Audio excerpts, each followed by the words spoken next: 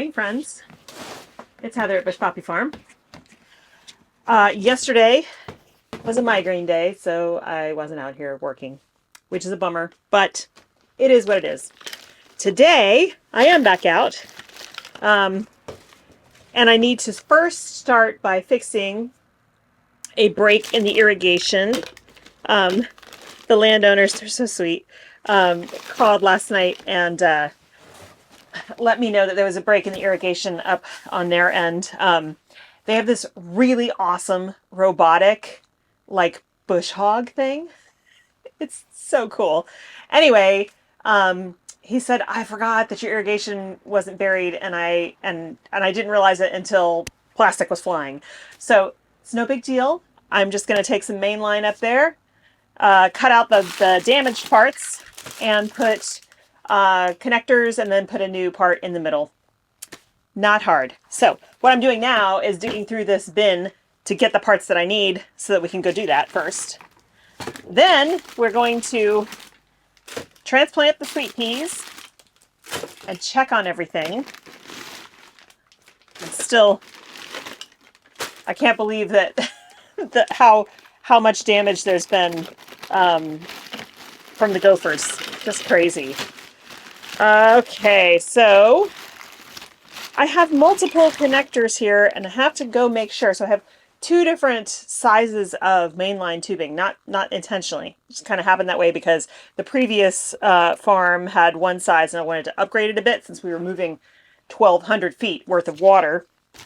So I think I just want to make sure that what I'm bringing with with me is going to actually work.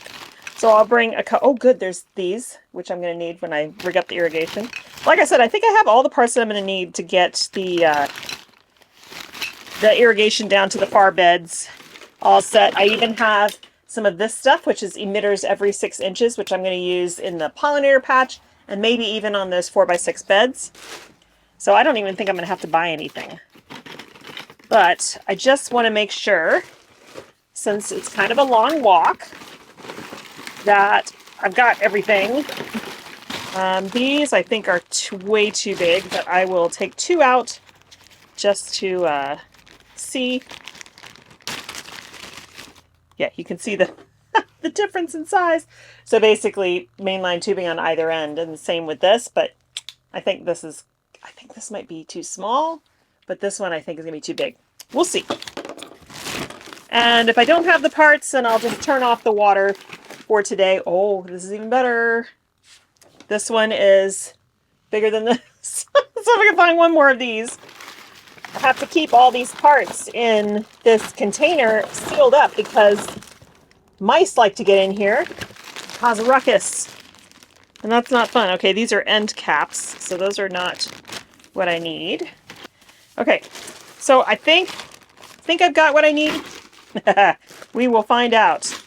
One thing I am definitely going to bring is, these are all end caps. One thing I am going to bring is the butane torch. I'm sorry, propane torch. It's a little chilly today. It was 35 Fahrenheit this morning, and it's still only in the 40s Fahrenheit. And so when you're trying to repair irrigation, it's really challenging when it's cold because it's too stiff and it doesn't really want to work with you. So using the torch can like soften it up a little bit so that you can get the fittings on better. Okay, now I'm just going to go grab the extra pieces of mainline tubing and we can test and see which of these actually fit. Okay, so I'm going to bring this length, which is more than enough, I think, because the machine, I think, is only 4 feet wide. And so this is more than enough. Let's see which of these fittings are going to work. Yes, these will work. Yay! Those might work, but these definitely, and these are way too big. So, I'm going to bring these 2.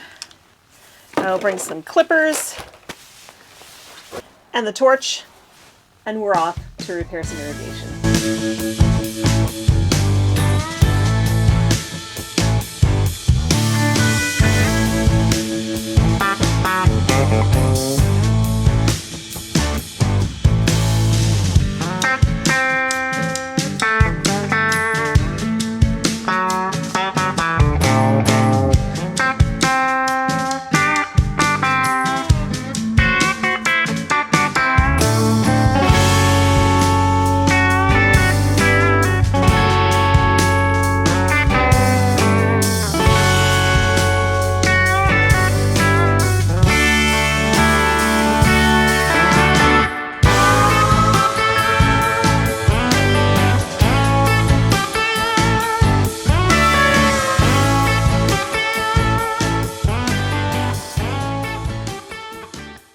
I just put in a little length here. I didn't even need to use this much. And using the torch, I was able to just soften it a little bit, get those on there really nice and tight. And here's the other end, and that's attaching to the hose that runs down to the water spigot, which is just over there by a gate, which I am going to turn on and run to test because, you know, I've done a lot of weed string trimming and stuff at the farm. So I'll run it for about 30 minutes and I'll test and see if there's a whole bunch of leaks out there. It's good to know now. Okay, but before we leave, I wanted to show you. So this area here is when I first started looking at a place to lease. This is the first area that we looked at. Nice and flat, as you can see, but only about half of the size of where I'm at now, which is about, I don't know, quarter mile down. It's not far. And this area is full of, I mean, just packed full of wild cardoon and thick grasses and poison hemlock. So having dealt with hemlock at my last location, I was pretty happy not to have to deal with it here. One of the upsides for here is that it is flat. And this used to be a horse arena though, so it was very compacted and I would have had to do a lot of, basically, I was told by a lot of farming friends, even those who are no-till, that I would have to scrape off like 5 or 6 inches of the topsoil and kind of restart from scratch. So that was going to be a huge expense in order to get workable soil because it's very compact here and all these weeds. So ends up it was much better down there anyway, even though we had to run long distance water because the water is right here.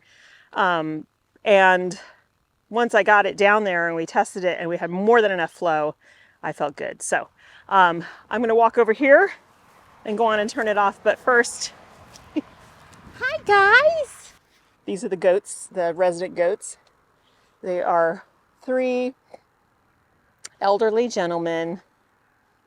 They're super sweet.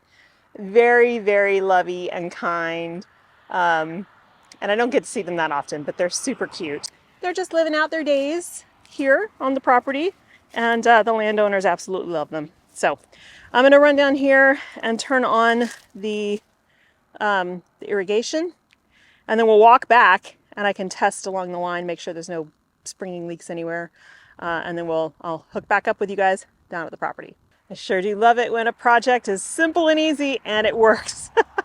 So I just got back to the farm. I'm down on the far end of where we already have irrigation running. I can hear it running and I can see it running.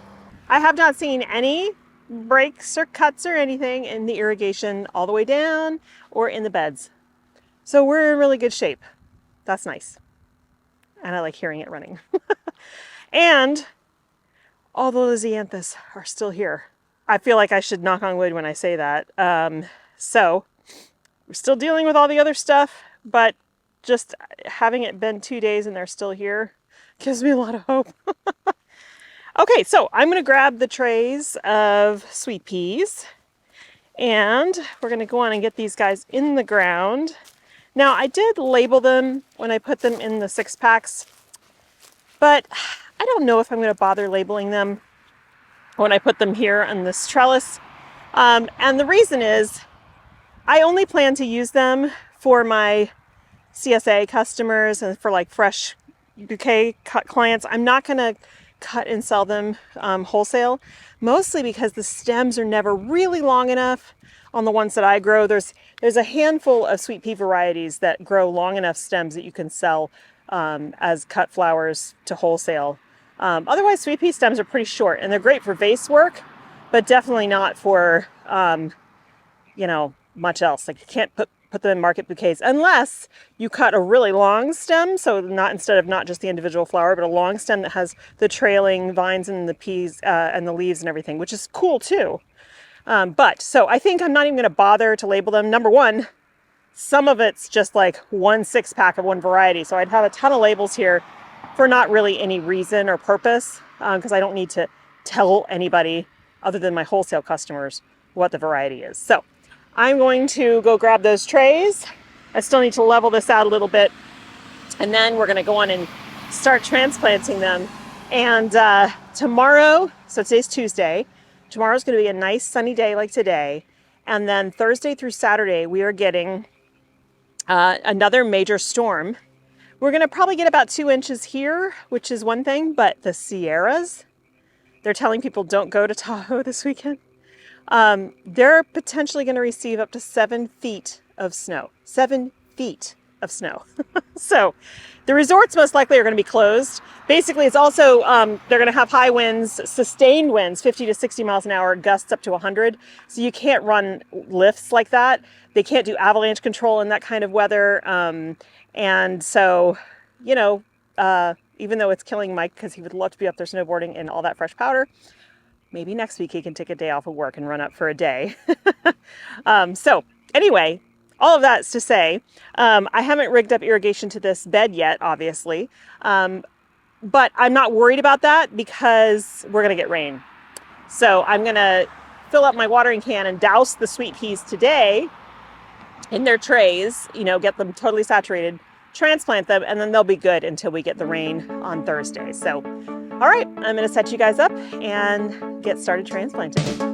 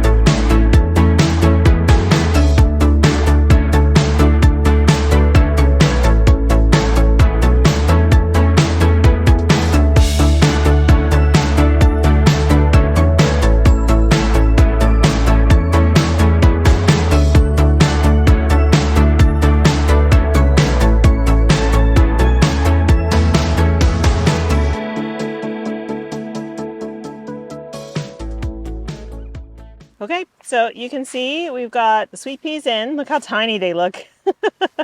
And yes, they are planted close. Not all of these guys are going to make it. Some of them will just get eaten by birds or whatever. So that's okay because I have a lot left. So I have this whole tray here and they're getting way too big for these. See all those roots? I think the plan is I will bump up probably 12 of these, so 2 6-packs. The rest, I think I'm going to put at home. It'll be nice to have some sweet peas at home on our fence line. It's super easy. I might as well just pop them in and they already have irrigation there. Oh no, actually they don't. They will. I have to rerun irrigation and the whole garden because I redid the whole thing. So also because rats ate all of my irrigation tubes. So I'm going to switch things up how we work it out there this year and hopefully we can avoid that in the future. Anyway, so these guys, this one tray will go home. The rest of these can hang out here, and when I need to bump them up, or not bump them up, when I need to replace some of these that just don't make it over the next couple days, I can do that. Next, so a couple days ago when I was here, I string trimmed everything. It looks so much better. I do need to weed all the beds, but I think what I'm going to do, since I brought batteries out, is I'm going to use this new tiller. It's a battery-powered tiller. And it seems like it's really powerful, but because you're holding it with one arm as opposed to like a regular tiller, which is two-handed machine that's on the ground and you're like bearing a lot of the weight, I don't know how well it's going to work in terms of me and my strength, but we'll see. I think probably what I have to do is multiple passes. And I think instead of fighting the machine, which was what I was doing the other day, trying to pull it back and forth in one spot to really get in, I think what makes more sense is to let the machine go, let it pull me along and just make multiple passes and see how deep I can get. It's got really good tilling on it. So again, I'm tilling the pathways, not the beds. And this is to, number one, break up all the grass clods and also to collapse a lot of the gopher tunnels that are in here. So we'll see if this has an impact. So I'm going to give it a go. It's probably going to be fairly exhausting, so I don't know how far I'll get, but you just got to start. And this is also a job that I can hand over to Mike, or once Aiden gets his wrist out of a cast. Aiden. So, all right, I'm gonna get started.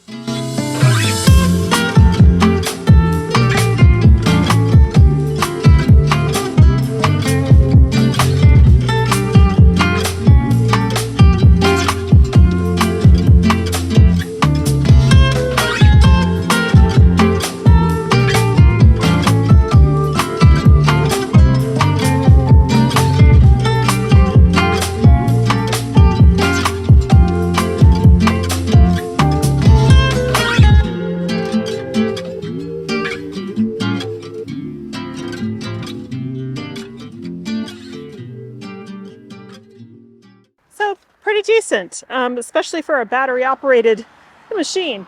And I don't feel tired. It's okay. So I did fight the machine by pulling it back because I noticed it did the best tilling by pulling it backwards. So all of this, so I did cut into this bed quite a bit, but I did that for a reason. So now the pathway is wider than the bed. But I cut up to the edge of the ranunculus, mostly because all of the gopher burrows holes were on this edge. So what's going to happen is, when we flip this bed, so when the ranunculus are done and the summer flowers are getting ready to go in, all the stuff that's in the pathway here will get shoveled back onto this bed top. And so we'll just remake the bed at that point. But, because a lot of this is now fresh compost mixed with native soil, which is great.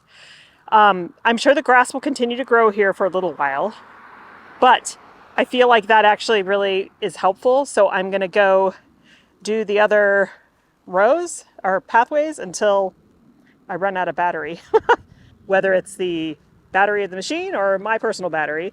And then I'll be done out here today. I've got more stuff to do at home. So tomorrow I'm going to come out and that will be spent weeding.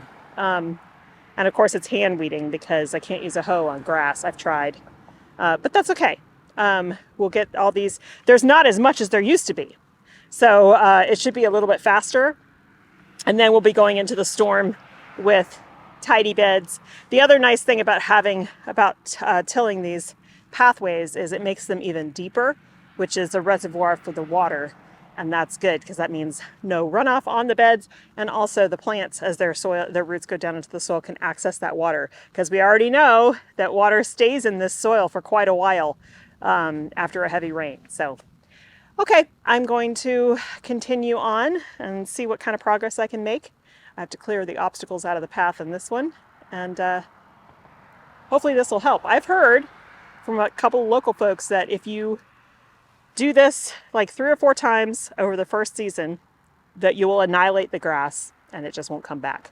I still think it'll come back next spring once it gets water, because that's what happens here. But we'll see. It's worth a shot. All right, I'm getting back to work. So Aiden is suffering a migraine and I need to go pick him up. But I did finish the tilling of the pathways. Did a pretty good job. Hopefully you can see. I've already closed everything up, but yeah. I mean it's a mess, but that grass that I pulled up will die, and we'll just have to keep on it. I'm also thinking I will use the tiller. I started here to make a flat path. So right here to about midway, the walkway is nice and flat. It's easy to bring a wheelbarrow up and down, but then it gets very hilly and very slanted. I'm thinking that I can use the tiller to modify the landscape basically and make a flatter path. And then I can even terrace some of those areas that are pretty steep for more planting space. So it's funny because it's like I'm using the tiller not to prepare beds for planting, but to prepare like all the walkways and other stuff. It's kind of funny. Anyway, yeah, so that's gonna be me for the day. Tomorrow I'll come back out and do some more weeding and maybe some more tilling, changing the landscape a little bit here, but for the most part I want to get these beds ready for the storm. Thanks so much for hanging out with me today, you guys. I hope you have a wonderful time in your garden, and I'll see you in the next one. Bye.